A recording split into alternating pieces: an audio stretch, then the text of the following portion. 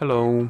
In this video I will show you how to perform hard reset through settings on Redmi 4 Turbo. You have to start by opening your settings application and now go to About Phone, and here you have to scroll down. Then click on Factory Reset and then click on Erase all data. Now click on Factory Reset and you have to wait for 10 seconds and then you will have to click Next.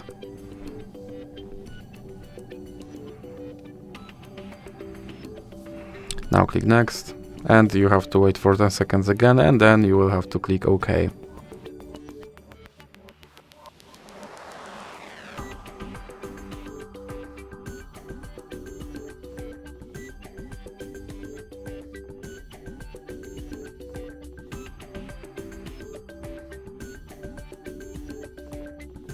And as you can see, my phone is now back to its factory settings and I have to perform phone setup all over again.